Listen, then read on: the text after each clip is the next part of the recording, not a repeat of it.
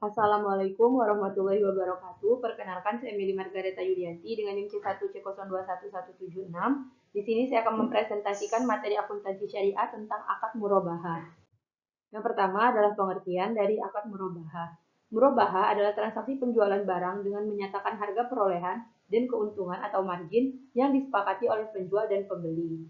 Hal yang membedakan murabahah dengan penjualan yang biasa kita kenal adalah penjual secara jelas memberitahu kepada pembeli berapa harga pokok barang tersebut dan berapa besar keuntungan yang diinginkannya.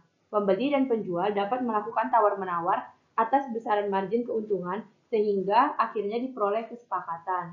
Akad murabahah sesuai dengan syariah karena merupakan transaksi jual beli di mana kelebihan dari harga pokoknya merupakan keuntungan dari penjualan barang. Selanjutnya, jenis dari akad murabahah, yaitu ada dua. Yang pertama, murabahah dengan pesanan. Dalam murabahah jenis ini, penjual melakukan pembelian barang setelah ada pemesanan dari pembeli. Murabahah dengan pesanan dapat bersifat mengikat atau tidak mengikat pembeli untuk membeli barang yang dipesannya. Lalu yang kedua adalah murabahah tanpa pesanan, di mana murabahah jenis ini bersifat tidak mengikat. Selanjutnya adalah dasar syariah, di mana dasar syariah di sini yang pertama kita akan membahas mengenai sumber hukum akad murabahah. Yang pertama ada Al-Quran, terdapat beberapa surat yang menyatakan. Yang pertama adalah Quran Surah An-Nisa ayat 29, yang berbunyi, "Hai orang-orang yang beriman, janganlah kamu saling memakan atau mengambil harta sesamamu dengan jalan yang batil atau tidak benar, kecuali dengan jalan perniagaan yang berlaku dengan sukarela di antaramu." Lalu yang kedua adalah Quran Surah Al-Ma'idah ayat 1, yang berbunyi, "Hai orang-orang yang beriman, penuhilah akad-akad itu." Lalu yang ketiga, Quran Surat Al-Baqarah ayat 275. Allah telah menghalalkan jual beli dan mengharamkan riba. Lalu selanjutnya Quran Surah Al-Baqarah ayat 280. Dan jika orang yang berutang itu dalam kesukaran, maka berilah tangguh sampai ia berkelapangan. Lalu ada Quran Surah Al-Ma'idah ayat 2, dan tolong menolonglah dalam mengerjakan kebajikan dan takwa. Lalu yang terakhir adalah Quran Surah Al-Baqarah ayat 282 yang berbunyi, "Hai orang yang beriman, jika kamu melakukan transaksi utang piutang untuk jangka waktu yang ditentukan, maka tuliskanlah." Lalu sumber hukum yang kedua adalah hadis, di mana terdapat beberapa hadis.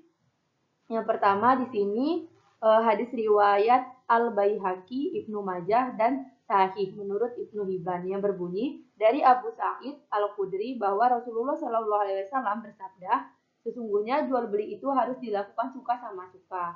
Lalu yang kedua, Rasulullah Shallallahu Alaihi Wasallam bersabda, ada tiga hal yang mengandung keberkahan, yaitu jual beli secara tangguh, mukaradah atau mudarabah, dan mencampuri gandum dengan jawawud untuk keperluan rumah tangga, bukan untuk dijual. Hadis riwayat Ibnu Majah dari Suhaib.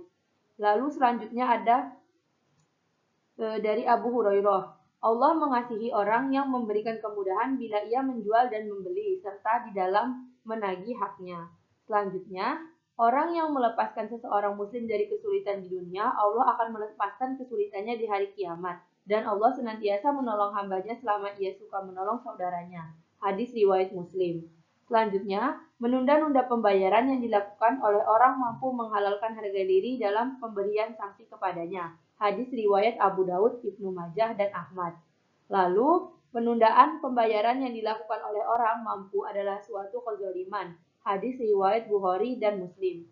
Lalu yang terakhir adalah hadis riwayat Al-Bukhari yang berbunyi, sumpah itu melariskan barang dagangan, akan tetapi menghapus keberkahannya. Selanjutnya, rukun dan ketentuan akad murabahah itu ada tiga. Yang pertama adalah pelaku, di mana pelaku cakap hukum dan balik, berakal dan dapat membedakan. Sehingga jual beli dengan orang gila menjadi tidak sah. Sedangkan jual beli dengan anak kecil dianggap sah apabila seizin walinya.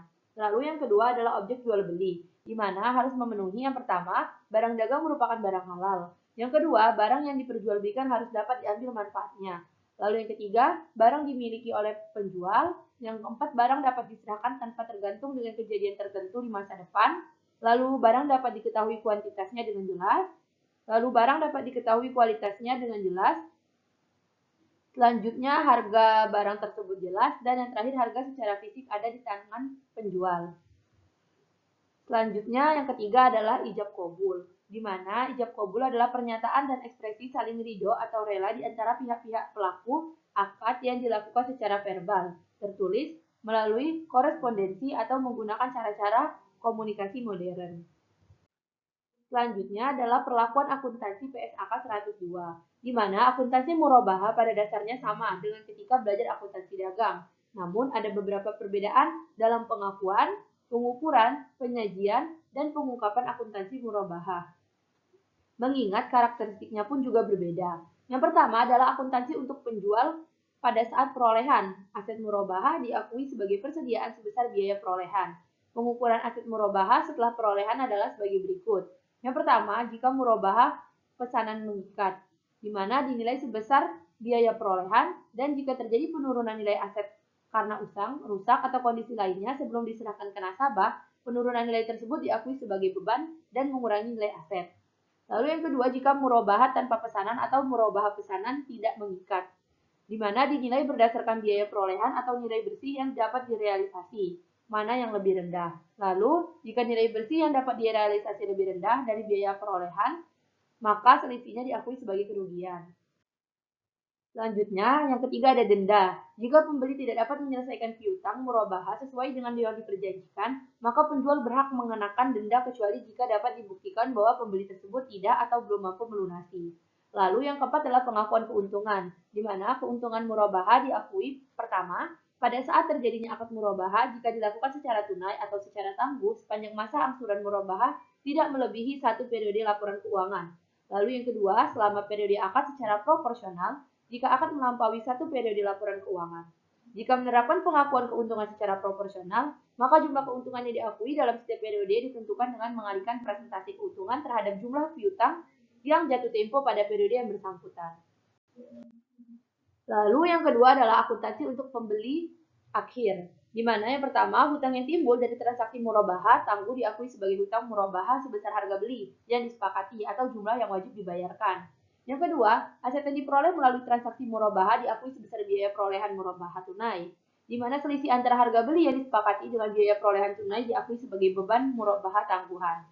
Yang ketiga adalah beban murabahah tangguhan diamortisasi secara proporsional dengan porsi hutang murabahah. Yang keempat, potongan pembelian yang diterima setelah akad murabahah, potongan pelunasan, dan potongan hutang murabahah sebagai pengurang beban murabahah tangguhan. Yang kelima adalah denda yang dikenakan akibat kelalaian dalam melakukan kewajiban sesuai dengan akad diakui sebagai kerugian. Dan yang keenam, potongan uang muka akibat pembeli akhir batal membeli barang diakui sebagai kerugian. Selanjutnya yang ketiga adalah penyajian, di mana piutang murabahah disajikan sebesar nilai bersih yang dapat direalisasikan, yaitu saldo piutang murabahah dikurangi penyisian kerugian piutang. Lalu yang kedua, margin murabahah tangguhan disajikan sebagai pengurang atau kontrak account piutang murabahah. Lalu yang keempat adalah pengungkapan, di mana lembaga keuangan syariah mengungkapkan hal-hal yang terkait dengan transaksi murabahah, tetapi tidak terbatas pada satu, harga perolehan aset murabahah. Yang kedua, janji pemesanan dalam murabahah berdasarkan pesanan sebagai kewajiban atau bukan. Lalu yang ketiga, pengungkapan yang diperlukan sesuai pernyataan standar akuntansi keuangan nomor 101 tentang penyajian laporan keuangan syariah. Baik, sekian penjelasan yang dapat saya sampaikan mengenai akad murabahah. Semoga dapat bermanfaat. Saya akhiri. Wassalamualaikum warahmatullahi wabarakatuh.